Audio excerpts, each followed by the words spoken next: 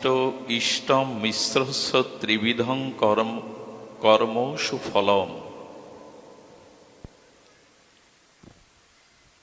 কিছু মানুষ আমরা জগতে আছি ভাগ্যবাদী।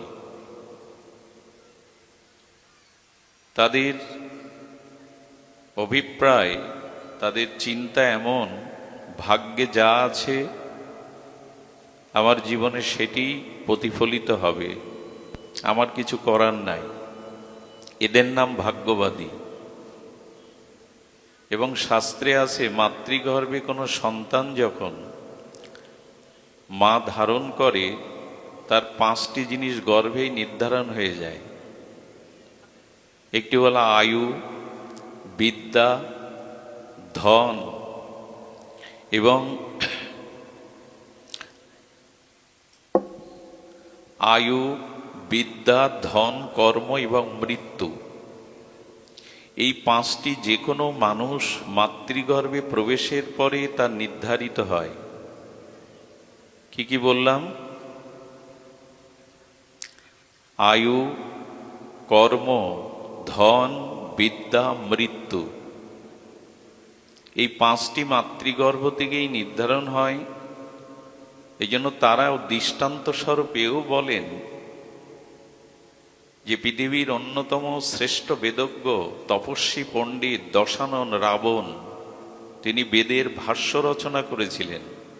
অপরুষেও এই বেদ ও শাস্ত্রের ভাষ্য রচনা করেছেন। তিনি জগৎলক্ষ্মী পরস্ত্রী সীতাকে হরণ করতে পারেন? এটা সীতার ভাগ্য। কেহ বলেন, খুব ধ্যান দিয়ে শুনুন, কেহ বলেন যে রামচন্দ্র রঘুপতি মর্যাদা পুরুষোত্তম ধর্মের মূর্তিমন্ত বিগ্রহ, তিনি স্বর্ণ হরিণের পিছনে ছুটতে হয় না, এটা জানেন না? যে সোনার হরিণের পিছনে ছুটলে কিছু পাওয়া যায় না, তাও ছুটলেন তিনি। বলে এটাও ভাগ্য। ভাগ্যবাদীরা দৃষ্টান্ত দিচ্ছেন, এটাও ভাগ্য। শুধু কি তাই?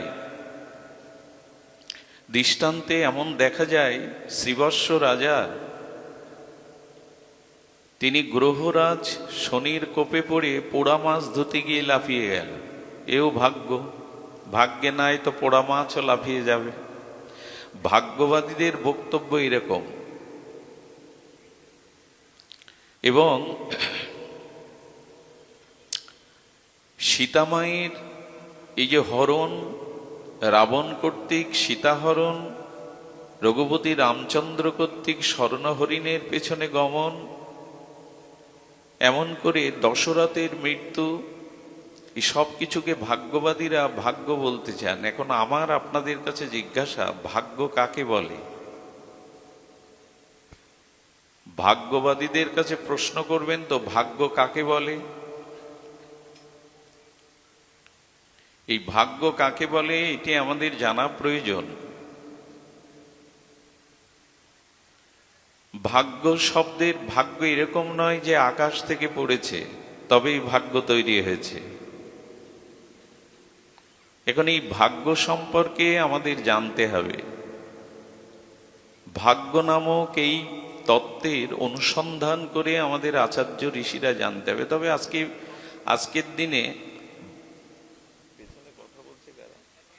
আজকের দিনে ভাগ্যবাদীদের সংখ্যা খুব বেশি। দেখবেন পত্রপত্রিকায় রাশিফল প্রতিদিন লেখা থাকে।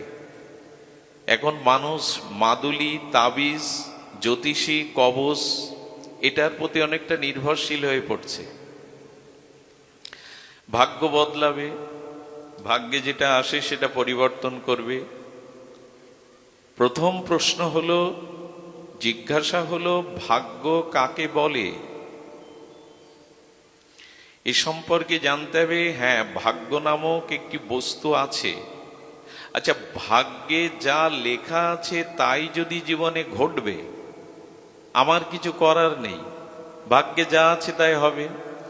ভাগ্যবাদীগণ যদি এইভাবে বসে থাকেন তাতে কি হয়? এক ব্যক্তি তার ছেলের কোষ্ঠী নির্বাচন করেছেন। মহান জ্যোতিষী আচার্যের কাছ থেকে বলছেন 10 বছর পরে আপনার ছেলের মৃত্যু। এখন এই ছেলের মৃত্যু হবে, পিতায় এই চিন্তা, আমার ছেলে মরবে, আমার আগে চলে যাবে, চিতায় জ্বলবে, এই চিন্তা করতে করতে হার্ট স্ট্রোক করে উনি আগে মারা গেলেন। ভাগ্যবাদীরা প্রয়াসও জ্যোতিষশাস্ত্র বা ভাগ্য নির্ণয় করে এই ভাবতে ভাবতে সে নিজের ক্ষতি করে বসে। এবং এমনও হয় যে লটারিতে আমি আগামী 5 বছরে ধনী হয়ে যাব, তো সেই চিন্তা করতে করতে অলস হয়ে যায়। যখন ধনী হব লটারি বেঁধে, আর কাজের কি দরকার? ভাগ্যবাদীদের এরকম একটা অবস্থা মনে তৈরি হয়। এখন ভাগ্য আসলে কি? শুনুন, হরি কথা, ভাগবত কথা মানে সাধারণ লীলা কথা শুধু নয়, আমাদের জীবন পরিবর্তনের কি হচ্ছে আছে মানে আছে, চুপচাপ শুনুন ভাগবত কথা। ভাগ্য পরিবর্তন বা ভাগ্য বলতে কি বুঝি? কর্ম 3 প্রকারের, খুব ধ্যান দিয়ে শুনতে হবে, মন দিয়ে, কারণ এই ভাগ্য নিয়েই আজ চলছে চারিদিকেই এর বিধি ব্যবস্থা। ভাগ্য কাকে বলে সে সম্পর্কে আমাদের গীতা শাস্ত্র যেটা বলেছেন শুনুন। অনিষ্ট ইষ্টম ত্রিবিধং কর্ম, কর্ম 3 প্রকারের। ভাগ্য কি করে রচনা হয় শুনুন। ভাগ্য কাকে বলে ভগবান জানাচ্ছেন। কর্ম 3 প্রকারের, ক্রিয়ামান, সঞ্চিত, প্রারব্ধ।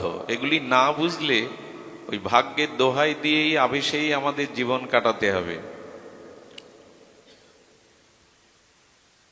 সঞ্চিত কর্ম কেমন? আমাদের এর আগে বহুবার জন্ম হয়েছে, এটা বৈদিক সনাতন ধর্ম অবলম্বীদের দৃঢ় বিশ্বাস এবং বৈজ্ঞানিক যুক্তিসঙ্গত এই চিরসত্য, পূর্বজন্ম আছে। একবার ট্রেন যাত্রায় এক অহিন্দু ভদ্রলোকের সাথে আমার কিছু কথা হয়। তিনি আমার সাধু বেশ দেখে প্রশ্ন করেন, আপনাদের ধর্মের সাথে আমাদের ধর্মের মিল নাই। কোনটা মিল নাই?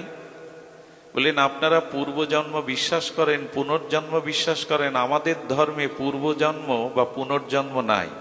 এর যুক্তি আপনার কাছে কি? সাধু দেখলেই কিছু মানুষ তর্ক করতে ভালোবাসে, আমার ধর্ম শ্রেষ্ঠ, তোমারটা যুক্তিহীন, এই প্রমাণের জন্য ব্যস্ত হয়ে যায়। উনি বলছেন আমাদের ধর্মে পুনর্জন্ম নাই, কিন্তু আপনাদের ধর্ম বলে আমার ধর্মে পুনর্জন্ম আছে। উনি ওনার যুক্তিগুলো উপস্থাপনের পর আমি নীরবে শুনলাম। কেউ কথা বললে তার কথা আগে শুনতে হয়।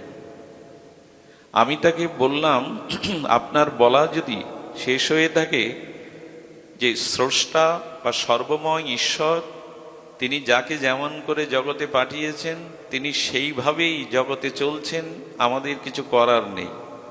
অনেক যুক্তি এইভাবে দেখালেন, তিনি যেভাবে যাকে জগতে পাঠিয়েছেন তিনি স্রষ্টা, তিনি সর্বাধিকুল মালিক, তিনি যাকে যেরূপ রূপে পাঠিয়েছেন, ধনী নির্ধনী, সুস্থ অসুস্থ, সেভাবেই জীব এসেছে, তাঁরই ইচ্ছা। আমি আমার বলা শুরু করলে বললাম, আপনার কথা মতো তাহলে মানুষের পুনর্জন্ম নাই? বলল নাই। যদি তাই হয় তাহলে আমরা যারা জগতে বর্তমান 800 বা 850 কোটি মানুষ আছি, তাদের প্রথমেই জন্ম হয়েছে, যেহেতু পূর্বজন্ম নাই, পুনর্জন্ম নাই।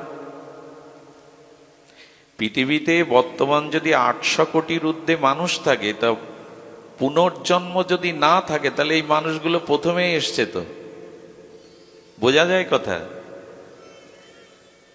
তো প্রথমেই যদি এই 800 কোটি অধিক মানুষ জগতে এসে থাকে, তা আমাকে আপনি বলুন, একজন জন্মন্ধ বিকলাঙ্গ কেন হলো, আর একজন পূর্ণ অবয়ব নিয়ে সুস্থ হয়ে ঘুরে বেড়াচ্ছে? একজন কেন বস্তির পাশে ওই দুর্গন্ধ প্রতিময় স্থানে অমেদ্য খাদ্য খেয়ে জীবন ধারণ করছে, একজন কেন অট্টালিকায়? উনি ঘুরে ফিরে ওই বলছেন, স্রষ্টা বা ঈশ্বর যাকে যেমন করে জগতে পাঠিয়েছেন তিনি সেইভাবেই আছেন। আমি বললাম, তাহলে আপনি যে স্রষ্টার কথা বলছেন সেই স্রষ্টার বিচার বিবেচনা ঠিক নাই। আমার পূর্বে যদি কোনো জন্ম না থাকে, এই যদি প্রথম জন্ম হয়, তাহলে পূর্ব জন্ম না থাকায় আমার কোনো পাপও নেই, কর্মফল নেই। আমি যদি এই প্রথম জন্ম গ্রহণ করে থাকি, পূর্ব জন্ম বলে কিছু না থাকে, পুনর্জন্ম, তাহলে তো আমার পাপই নাই। জগতে আসিনি তো পাপ করব কোথায়? তো পাপ নেই, কুকর্ম নেই, তো ঈশ্বর একজনের প্রতি নির্দয় হলেন, আর একজনের প্রতি সদয় হলেন, এটা কি ঈশ্বরের বিবেচনার বিষয় হতে পারে? দয়ার বিষয় হতে পারে?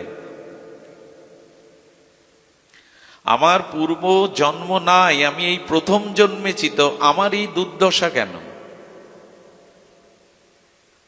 উনি বারবার ফিরে বলে যাচ্ছেন যেটা ঈশ্বর যাকে যেমন করে পাঠিয়েছে, পিতামাতা যেমন করে জন্ম দিয়েছে, কানাখোড়া অন্ধ হলে এটা পিতার দোষ। আমি বললাম, শুনুন, এই উত্তরে মীমাংসা আসে না। ঈশ্বর কারো প্রতি নির্দয় নন। ঈশ্বর সর্বভূতে তার সমদৃষ্টি, তার আপন পর নাই। সূর্যের আলো যেমন সকলের জন্য সমভাবে, বায়ু, সূর্য, ভূমি, বৃষ্টি, পৃথিবীর এই মূল পঞ্চতত্ত্ব যেমন সকলের জন্য সমান, আমার পূর্বের কোনো কর্মফল নেই, পাপ নেই, অথচ আমি সারা জীবন ভোগ করছি অন্ধত্ব, অভাবগ্রস্ত হয়ে, রোগগ্রস্ত হয়ে। আরেকজন সুখে থাকবে, এ বিচার ঈশ্বরের হতে পারে না। আমি তখন বললাম, আমাদের শাস্ত্র কি বলছে শুনুন। পুনর্জন্ম এটা এখন বৈজ্ঞানিক সত্য, এ আর ব্যাখ্যা করার বিষয় নয়। পুনর্জন্ম, বিবর্তনবাদ, এটি একটু বৈজ্ঞানিক সত্য। আমি বললাম, আমার ধর্ম বলেছে এই যে লোকটা বস্তির পাশে জন্মে অমেদ্য খাদ্য গ্রহণ করে বিকলাঙ্গ হয়ে এই যে ভোগ করছে, এটা তার পূর্ব জন্মের কর্মফলেরই স্বরূপ। ঈশ্বর কারো ভাগ্য রচনা করে না। আমাদের ভাগ্য আমরা আমাদের কর্ম অনুসারেই রচনা করেছি। কেউ যদি বলে আমার ভাগ্য ঈশ্বর রচনা করেছে, ঈশ্বর এমন পক্ষপাতিত্ব দুষ্ট নন যে আমার ভাগ্যে অভাবই দেবেন, বঞ্চনায় দেবেন, কষ্টই দেবেন, অন্ধ করে পাঠাবেন, এরকম বিবেচনা তার থাকতে পারে না। আমার ভাগ্য ভগবান রচনা করেনি, আমার কর্মফলই আমার ভাগ্য রচনা করেছে। সুধীজন, এই জন্য আমি বললাম যে দেখুন, আপনি নাও মানতে পারেন, কিন্তু কথাগুলি একটু মনস্থির করে ভাববেন। পূর্ব যদি কোনো কর্মফল না থাকে, পাপ না থাকে, তবে ঈশ্বরের দুনিয়ায় এইভাবে বিপরীত আমাদের অবস্থান হতে পারে না। কেউ সুখী, কেউ দুঃখী হবে। এই জগৎটা কর্মফলের জগৎ, কর্মময় জগৎ। এখানে কর্মফল ভোগের জন্য আসা। যদিও তর্ক করা উচিত নয়, আমি আমারটা জানালাম, এটার উত্তর তাদের কাছে নাই। সুধীজন, ধর্ম তর্কের বিষয় নয়, এটি বিশ্বাসের বিষয়, শ্রদ্ধার বিষয়। আমি বললাম শুধু আমার সনাতন ধর্মের মানুষ এটা বিশ্বাস করে আমাদের পুনর্জন্ম আছে। গীতায় স্বয়ং ভগবান বলছেন, বহুমেবে ব্যতীতানি জন্মানি তাবর্জুন। ভগবান শ্রীকৃষ্ণ বলছেন, অর্জুন, তুমি আমি বহুবার এ জগতে জন্মগ্রহণ করেছি, মায়ার দ্বারা তোমার সে স্মৃতি নাই। ভগবানের কথা উপেক্ষা করবেন? উপেক্ষা করার কিছু নাই। এবং আমাদের পুনর্জন্ম শাস্ত্র সম্মত। সুধীজন, এখন ভাগ্য নিয়ে বলছিলাম। কর্ম তিন প্রকারের। একটি হলো সঞ্চিত। আমি পূর্ব জন্মে যেরূপ কর্ম করেছি, অনুকূল বা প্রতিকূল, সৎ বা অসৎ, সেই অনন্ত জন্মের অনন্ত কর্মফলগুলো ভগবান সাক্ষী স্বরূপ লিপিবদ্ধ করে রেখেছেন, সঞ্চিত করে রেখেছেন। এর নাম সঞ্চিত কর্ম। আমি যখন মাতৃজঠরে আসি, তখন অনন্ত জন্মের কর্মফল যুক্ত সঞ্চিত কর্মের এক বিন্দু আমার সাথে আসে, আর তাই ভোগ করি আমি জগতে এসে। সবটুকু এক জন্মে ভোগ আমরা করতে পারবো না। কিঞ্চিত সঞ্চিত কর্ম আমাদের সাথে দিয়ে দেয়।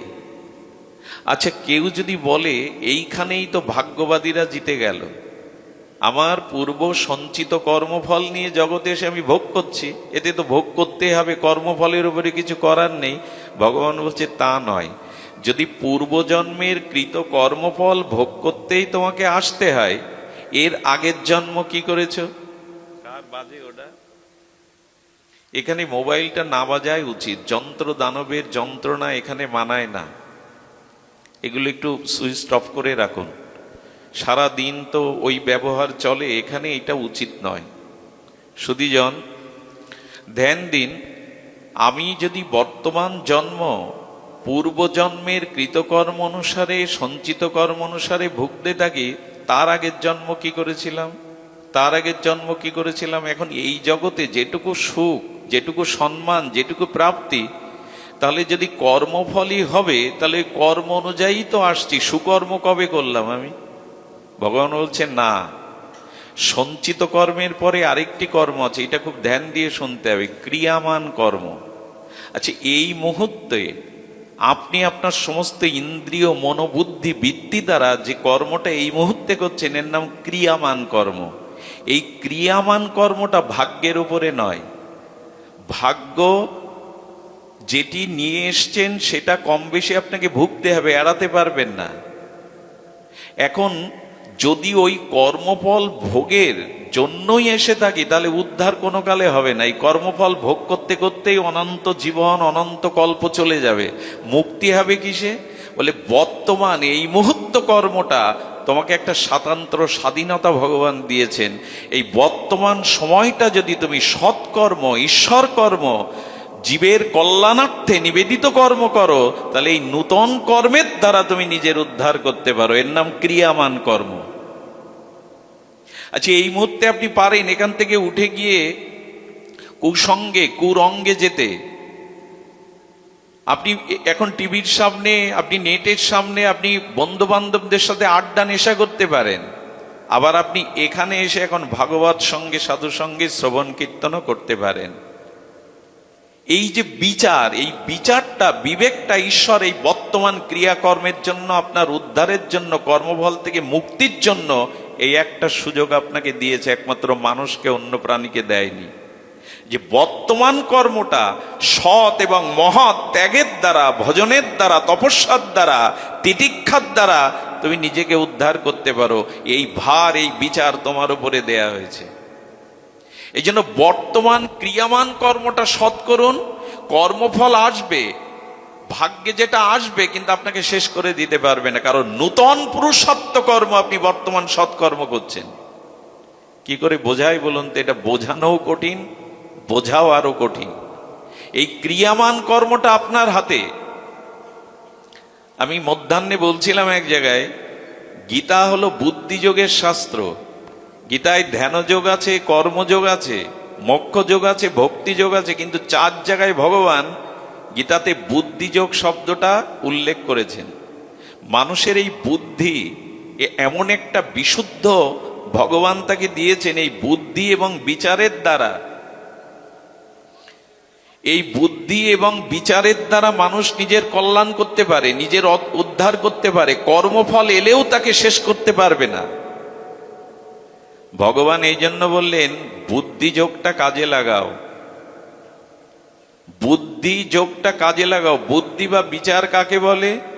ভালো এবং মন্দ, অনুকূল এবং প্রতিকূল, কর্তব্য এবং অকর্তব্য, এটি নির্ণয় করে যথাযথ কর্তব্য কর্ম, সৎকর্ম, ঈশ্বর কর্মে যিনি রত করার প্রেরণা দেন, বৃত্তি দেন, এর নাম সুবুদ্ধি।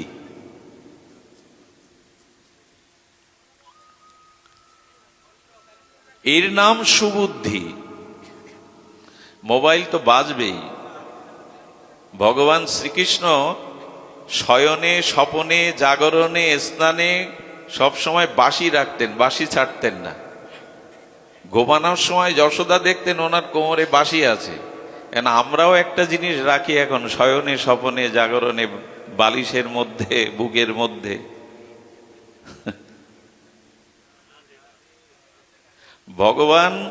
ভগবানের কথা শুনতে এসে পরীক্ষিত মহারাজ দেবতাদের অমৃত ত্যাগ করেছিলেন, যে আমি কথামৃত শুনতে চাই, লীলামৃত শুনতে চাই, স্বর্গের অমৃত চাই না। এখন পরীক্ষিত মহারাজ স্বর্গের অমৃত ছেড়ে দিলেন, আমরা ও জিনিসটাও ছাড়তে পারি না এখানে এসে। আমাদের আর কি হবে? ভগবানের কথামৃতের জন্য স্বর্গের অমৃত ত্যাগ করে দিল পরীক্ষিত। বলে ও পেয়ে আয়ু বাড়বে, তাতে কৃষ্ণ ভক্তি হবে না, আমার উদ্ধার হবে না, ও পেয়ে কি করব আমি? দেবতারাও তো অমৃত পান করেছে, তাতে কৃষ্ণ ভক্তি হয়েছে তাদের। তা আমি ওই অমৃত চাই না।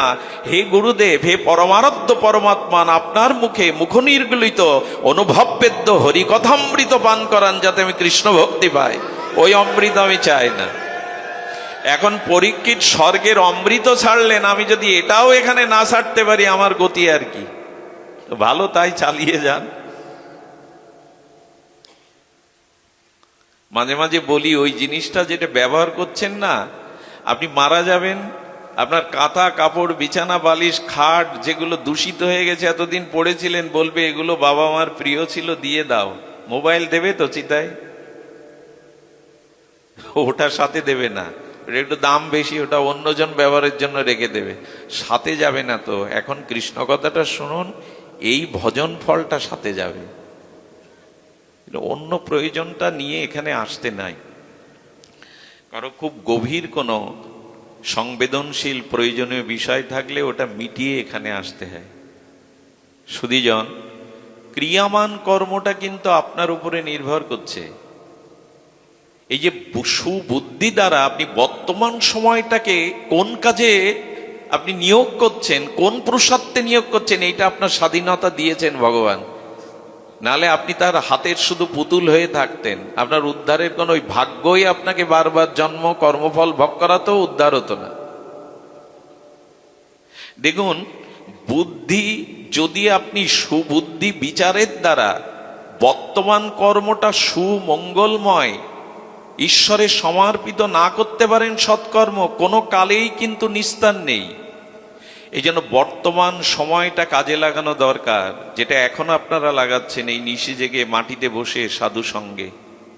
এই বর্তমানটাকে বলে ক্রিয়ামান কর্ম।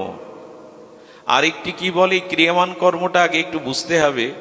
এই ক্রিয়ামান কর্ম যেটি এই মুহূর্তে করছেন, এটা বুদ্ধির দ্বারা করলে আপনার কল্যাণ হয়ে যাবে। কয়েকদিন ধরে এই লীলা দুটি না বলে পাচ্ছি না, লোভ সামলাতে পাচ্ছি না। বুদ্ধি যদি শুদ্ধ হয়, বুদ্ধি যদি বর্তমান ভগবৎ কেন্দ্রিক হয়, সৎ কেন্দ্রিক হয়, উৎস বিস্তারমুখী হয়, কল্যাণপ্রদ হয়, আপনার গতি মঙ্গল হয়ে যাবে।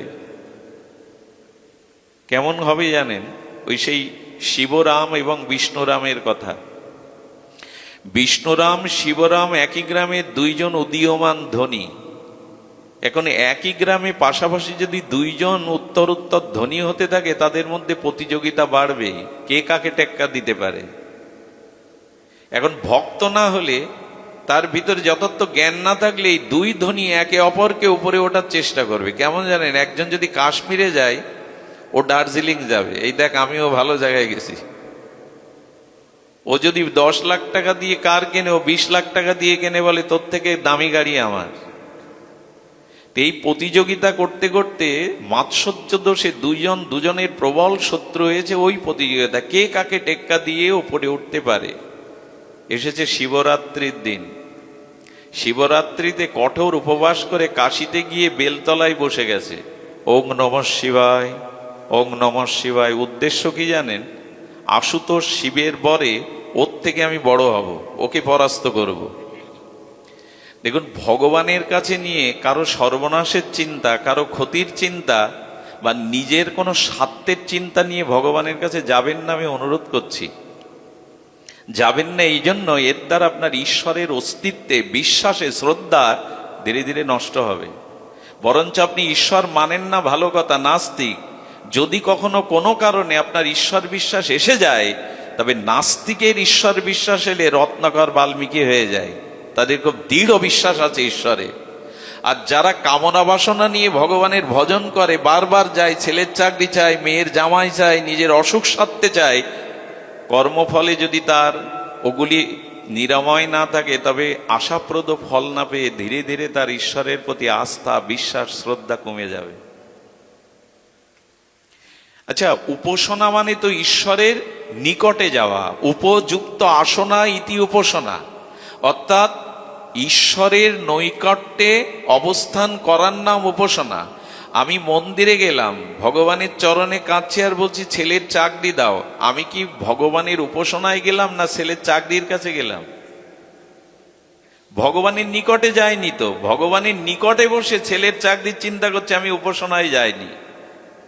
এই জন্য কামনা বাসনা নিয়ে ভগবানের কাছে গেলে ভগবানকে একটা মেশিন বানানো হয় যে তুমি আমার ইচ্ছা পূরণের মেশিন হও।